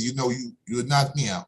Yeah, so these are just jokes, brother. Just jokes. Yeah, but he knows, and most boxing purists know that he just got that one hand punch, and that's why he got beat by Wilder, because Wilder, who doesn't have a good heavy punch, but however knocked Deontay Wilder out twice. So he chopped him down. He wore him down. Actually, that's what happened. Wore him down. So that's what you got this weekend, Kev. I'll be watching. I'll be watching. Yes. W. Y'all posted with the boxing front. Let's go on to the National Football League and college. We'll just go to the N.F.L. With the games that's going on this week. We'll talk about them real quick. There's no need to talk about Washington, Chicago, so I will move on. Side note with that game. They still scoreless. Still scoreless in the second. 5:26 to play. The Bears will be wearing a orange helmet for the first time since 1938, and they literally got trashed on social media by why y'all wearing this helmet. The NFL has allowed teams to wear more than 2 helmets with different colors this year. We've seen it with Arizona. We've seen it with, I believe, the Commanders and some other teams. Cincinnati, where they'll have alternate helmets, just more revenue stuff. I think Dan was kind of, one of his things that makes his gears grind. The Kings and the Vegas. Yeah, they had the shiny things, and Dan says he hates it. Dan, real quick. Oh, man, it was like watching Chrome Domes. I'm like, what the hell's going on? You see, you got LA's got the monochrome one, and then Vegas has got a gold one. They should have just put that on and put a disco light on. It would have been entertaining. Oh my God. This dude, But man. I will say this though, I just pulled up ESPN and they got a picture of the Bears uniform. They look damn near like almost like Cleveland. Yeah. Like the C's different, but it's almost like the same orange as Cleveland. Somebody said in a quote, it says something. Yeah, the Bears uniform looks like candy cone thing for Halloween. You know, the candy corn. Yeah, candy corn. Yeah, it does. Like Jesus Christ. Anyway, that game is scoreless. D, your team travels to Atlanta to face their former NFC West foes, the Atlanta Falcons. D, who you got in this game? You got your team or you got the Falcons? I've got the Niners from this one. Gotcha. Dan, San Francisco and Atlanta. What you got on this game right here, man? Usually the West Coast teams struggle when they got to go east, but I still think San Francisco is going to beat them. Gotcha. D-Dubb, Niners and Atlanta. Yeah, San Francisco should.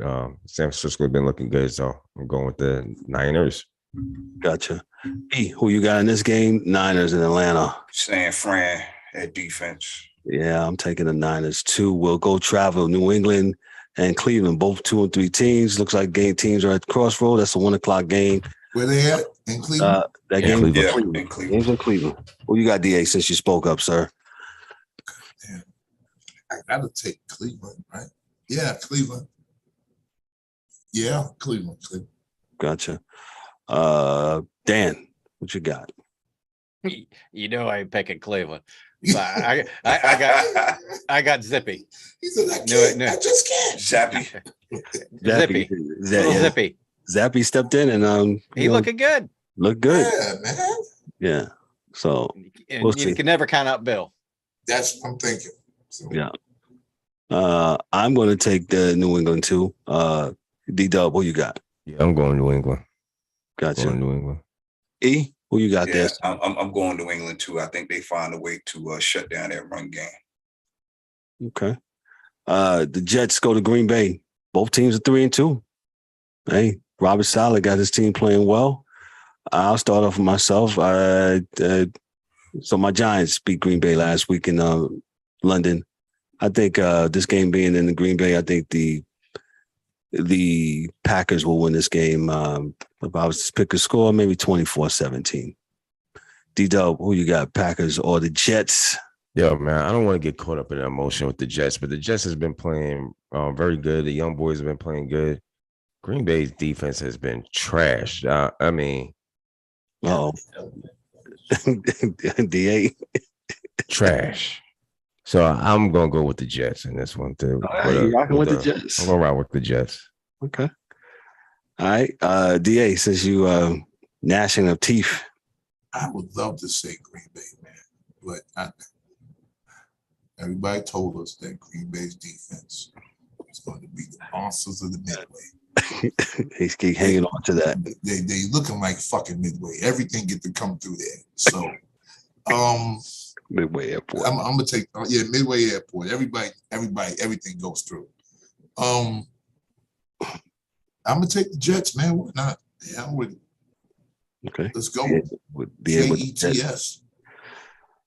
Eric, who you got? Jets, Green Bay. How many games have the Jets won in a row? 2? It's the Jets have won 2 in a row. 2 in a row. Packers.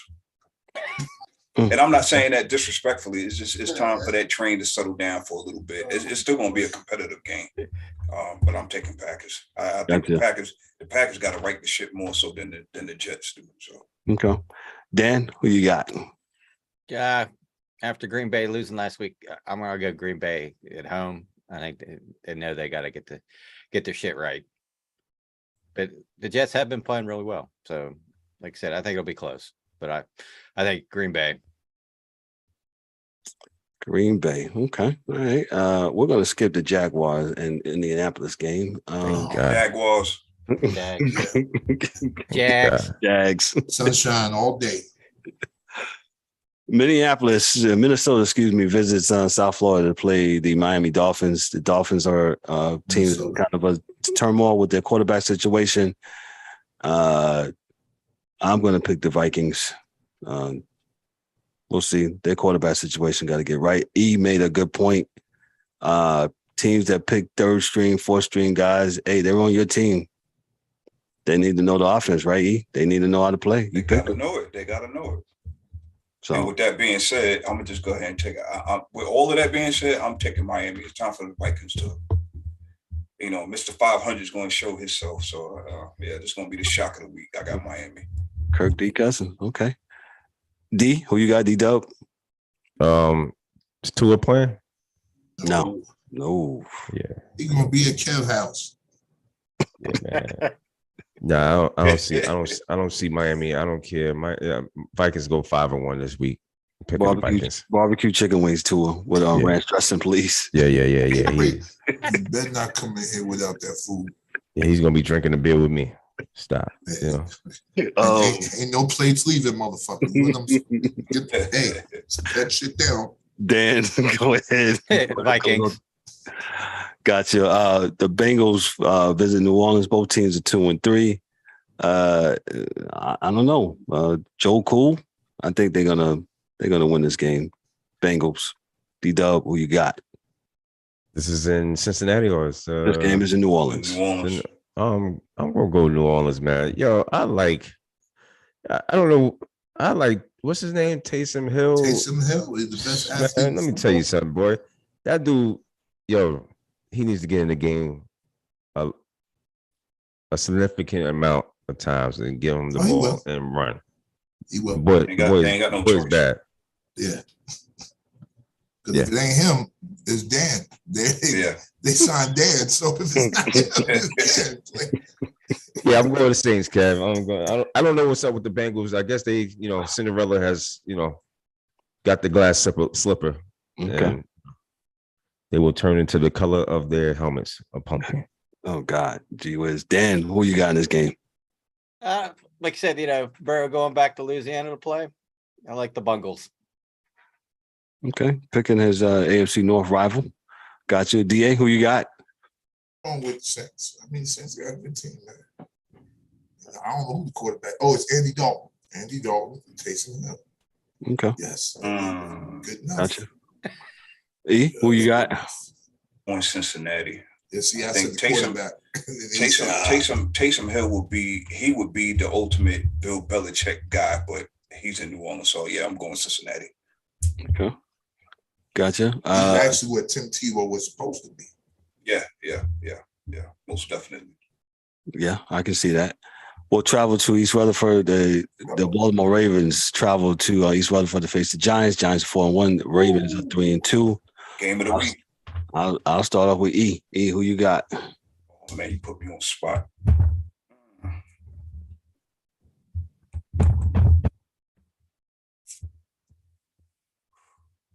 I gotta go with my MVP pick, man. I gotta go Ravens, man. No disrespect to the Giants. I think that's gonna be the game of the week, in my opinion. Okay. 1 o'clock game. Dan, who you got? I don't know if I'm going to see any the red and blue and white come Monday morning. So I'm going Ravens. Okay. All right.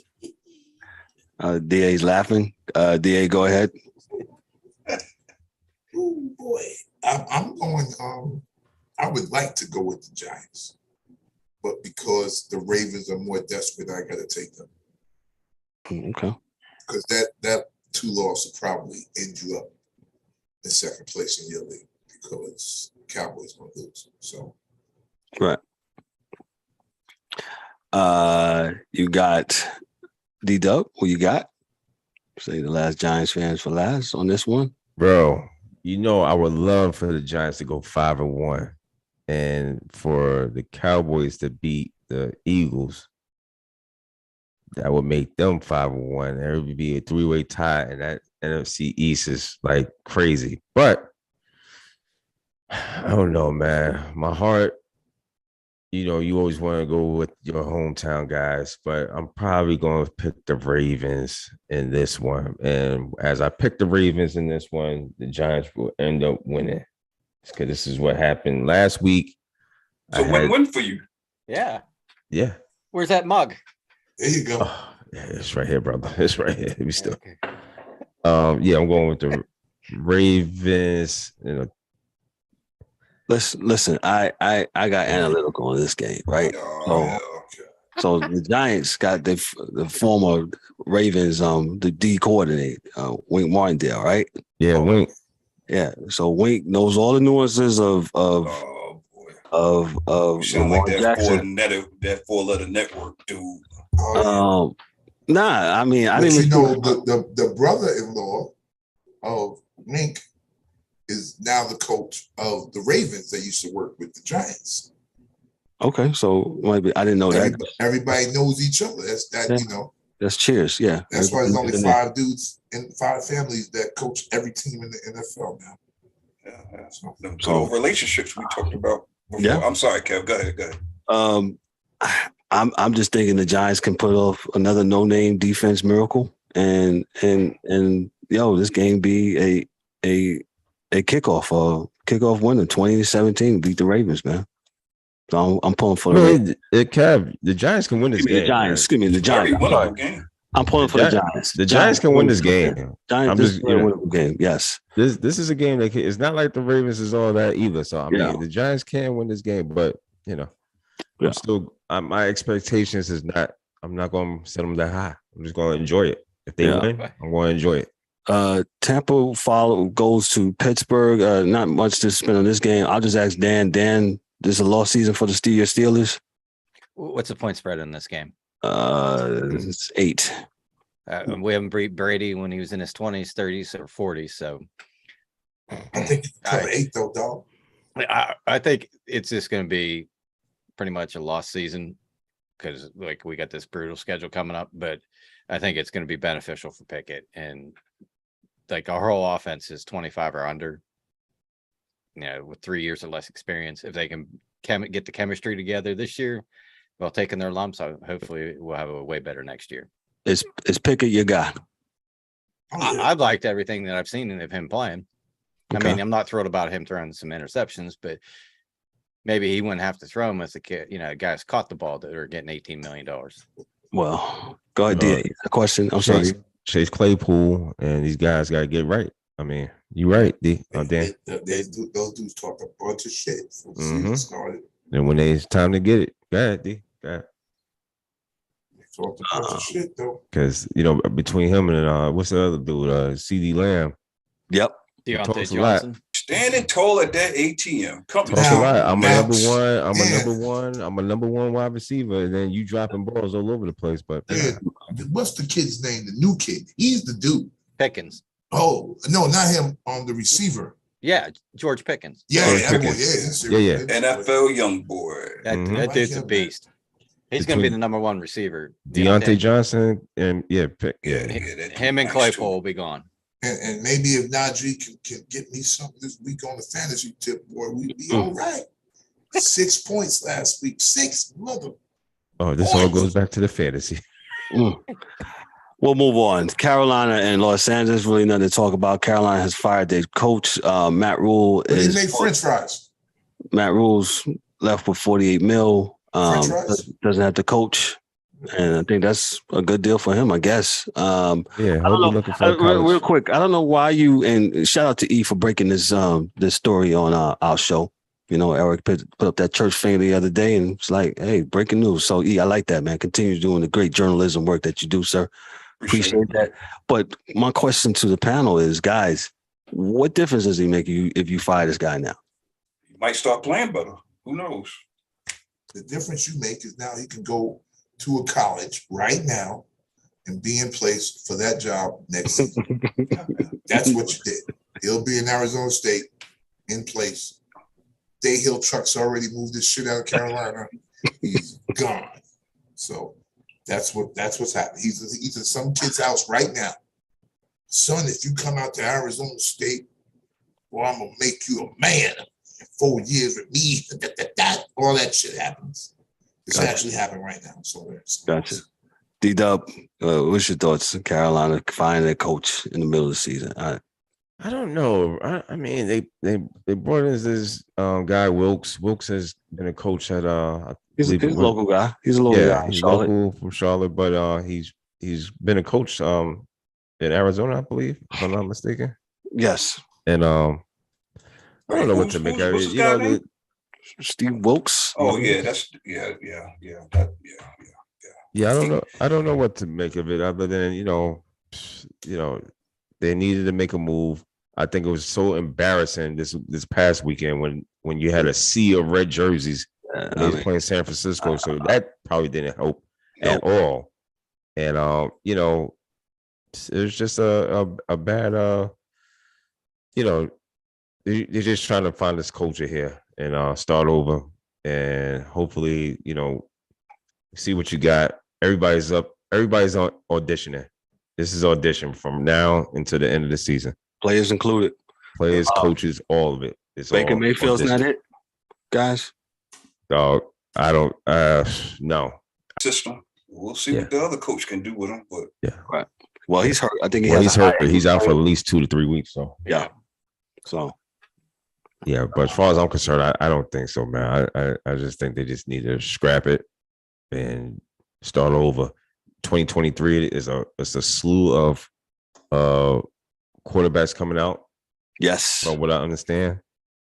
So they'll definitely might as well ADA, what do we say? Yo, might as well just pack it up. I would just pack it up and give me a draft pick. All I will say to that is you better have play for. You better get your coach and everybody in place then, because if you draft the wrong quarterback with the wrong coach, you're gonna be doing this all over again. That's why they gotta do this early. They gotta do it early. So I guess that's why they did fire him. Just to get started out. And there's other moves coming because they said Buffalo was going to give the house to get Mr. McCaffrey. I heard that too. I was like, I heard that too. Yeah. Say that again. Buffalo trying to give up the world to get McCaffrey. So Buffalo's going for it.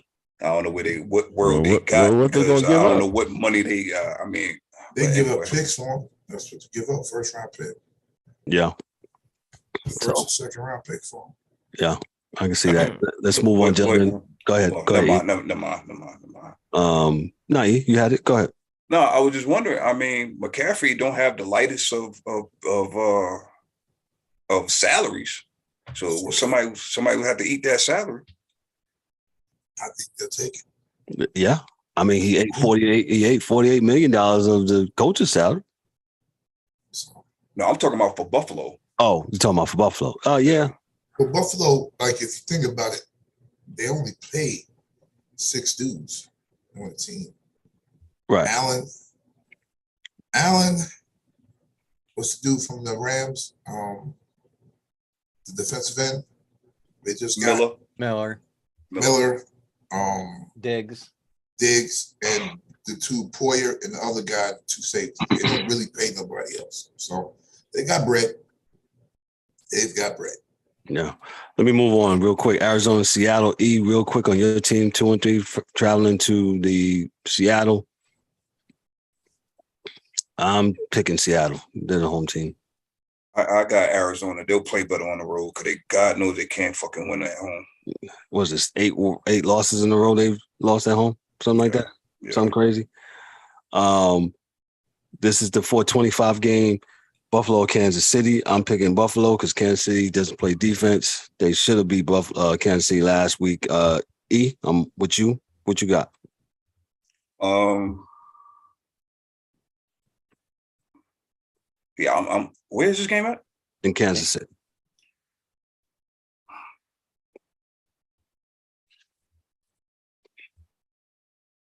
I'll pick. I'm going Kansas City. Okay. DA? You're anti. Yeah, I'm taking Kansas City.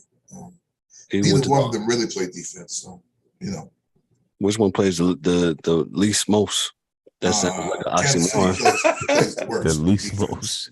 They're worse at defense than Buffalo is at this point in time, but they are better, I think, offensively than Buffalo is. So the least most. The least most. Okay. Dan, who you got in this game? Buffalo, Kansas City. I'm gonna go Buffalo. Gotcha. D-Dubb, who you got? Yeah, I'm going Buffalo because even though Kansas City won that game against the Raiders, defense again. I mean, I seen Devontae Adams catch a ball. I mean, the secondary for Kansas City is not all that great, and to see what Devontae Adams did, listen, man, I think Buffalo's they have a better team. I think they got something to prove too. I'm going Buffalo. Gotcha. Dan, who you got? Oh, I said Buffalo. Oh, sorry. Go ahead. And I said Buffalo too. And did I miss Eric? I got you too, right? I'm sorry. Yep.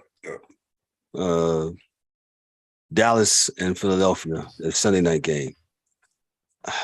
The game's in Philadelphia. Fly, Eagles fly. Eagles still the last undefeated team in the N.F.L. Dallas is playing really well. I think Dallas is going to get the Eagles. I sound remiss to say this, but yes, I think Dallas is going to beat the Eagles, and everybody in the NFC East after Sunday night will be 5-1. D-Dubb, who you got in this game? Nah, I'm going fly. Eagles fly. They're gonna go 6-0, man. Dallas run is over for this one. Philadelphia's a better team, I think. Dallas is Eagles are 6.5, less than a touchdown over the over whatchamacallit. They got Dallas. The Eagles are favored by 6.5. Oh, 6.5. Yeah. That's right. Yeah. Okay. E, who you got? Ooh. Y'all know I do not. I don't care for the Eagles, but I hate the Cowboys. But with all that being said, I hate the Cowboys. Damn, this is a tough one for me. I'm gonna go Eagles, but I would not be shocked if the Cowboys get this. I think, yeah. I'll go Eagles. Okay. E, who you got? I'm sorry. D, Dorian. I'm sorry. Eagles. Gotcha. I don't think it'd be that easy. Gotcha. Dan, who you taking? I'm with D. I can't do the star. I just can't do it. I got Eagles. So I can't do that star, that helmet. That's like an extra team in the AFC North. And rank. That's where they rank. Yeah, we got you. Finally, last but not least, the Monday night game, the Denver Broncos, who are on national TV again against the LA Chargers. Them Broncos are 2-3. Broncos are 3-2. Excuse me. Broncos are 2-3. Chargers are 3-2. I believe the Chargers are going to win this game. Then Denver will be 2-4. And then the real chatter start talking about the coach and the quarterback. DA, what's your thoughts on Denver and the Chargers? Chargers. Okay. D-Dubb. I'm taking them boats. Boats. That's right. Yeah, you believe in the bolts. Even though they coach questionable moves. E, who you got? San Diego Superchargers. Yeah, I think Austin Eckler is going to have a field day. Yeah. Will Denver score more than 9 points? They'll get 12. Yeah. Listen, I don't know what's the matter with that team. I do not know. It's coaching, man. I think it's coaching. I think the coach, he's having a hard time figuring stuff out. I think it's coaching, and I think there's a lack of trust going on in that locker room. Yeah. Okay. Dan, who you got? Ain't Denver. I got the Chargers. Russell's not cooking this week. Well, he hasn't been cooking, baking, or broiling. To be honest. To be honest, he has it. Real quick, we're moving to college football just for a few minutes. Notable games of note. Who we got here? Alabama, Tennessee is going to be a great game. Yes. I think so. Yeah, Alabama, Tennessee is going to be great. Then we got, I think the Iowa Texas game will be good. Kansas Oklahoma game will be good. The Oklahoma State TCU game is going to be very serious. Penn State and Michigan. Woo! 6-0, 5-0. Yep, that game is at 12 o'clock. NC State, Syracuse. Auburn and Mississippi, yeah, it could be good. Could be good. Now Auburn stinks. Forget it. They really they're disappointing me, man. But Georgia Southern and James Madison. James Madison is ranked number 25 in the country. They are for real. Mississippi State, Kentucky. I don't know. Kentucky is kind of, since they took that loss last week. I think, or was it the week before? They just haven't looked right. Clemson should beat Florida State, but Florida State's a good team. And USC and Utah, if you're going to be up Saturday night, I think it's probably an ABC game.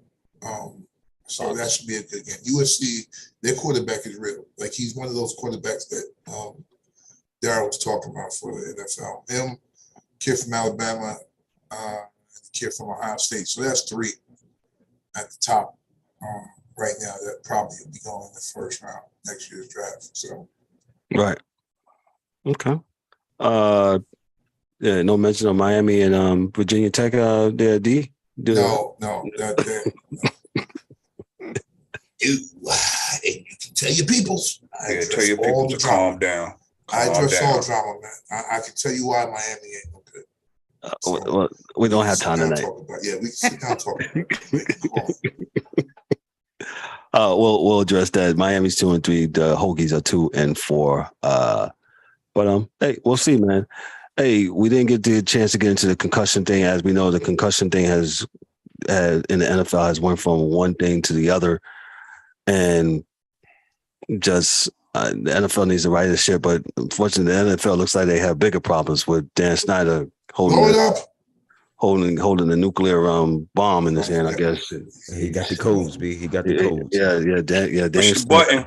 He's got the codes. He says, "Okay, all right, push the codes, bro. Got motherfucking button." Yeah, you got that, man. We're way over time. Again, we apologize for some of the technical difficulties. We don't have our graphics. We had to kind of old school it today using Zoom. Shout out to Zoom for we will call them in the morning. Yes, we will absolutely. Yeah. Restreaming. Yeah, better get your stuff together. Yeah. Because I know I paid y'all. Looks like I got damn lightning behind me and shit. Yeah.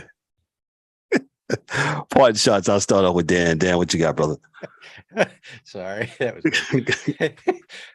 good. Great show, fellas. Appreciate all those people out there listening or watching. I'm gonna get ready to, since we're a little bit over, that Calgary game's about ready to go. So Dan saying he's out. He's about to drink one. Yeah. DA, what you got, bro? Hey, same thing, man. Thanks everyone for joining. Please be safe, and we'll see you next week, man. And we'll get everything that's hitting us hard on the technical side. We'll get it all sorted out. So, thank you for your patience. Appreciate it, DA. D-Dubb, what you got for us, sir? Yo, I just want to say shout outs to everybody. Appreciate y'all watching, listening. Yo, man, we got a couple. Woke up today, 2 police officers dead in Connecticut. Just had one down here in Raleigh, 5 at mass shooting in Raleigh.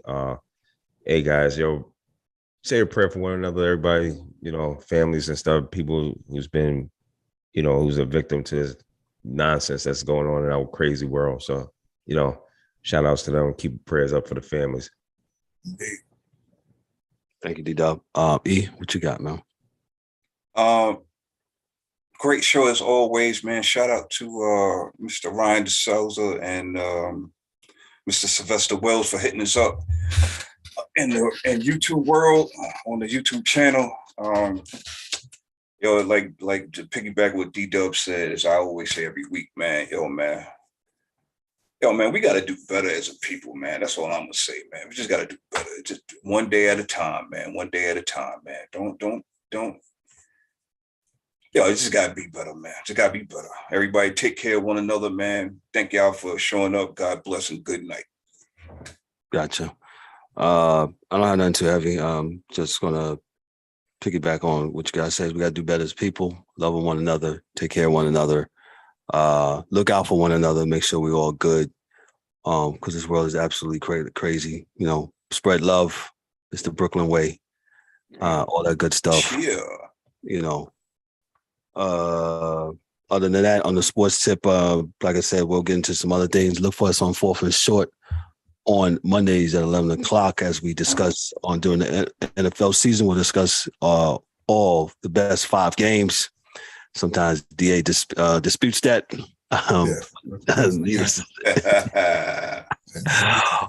But hopefully, family, y'all have a good weekend this weekend, and take care of yourselves, man. Once again, hey, we're on all major podcast platforms. Please like, click, and subscribe. Please tell your friends, family, and friends you want to tune in on Thursdays and Mondays. Hey, we're here to talk about sports.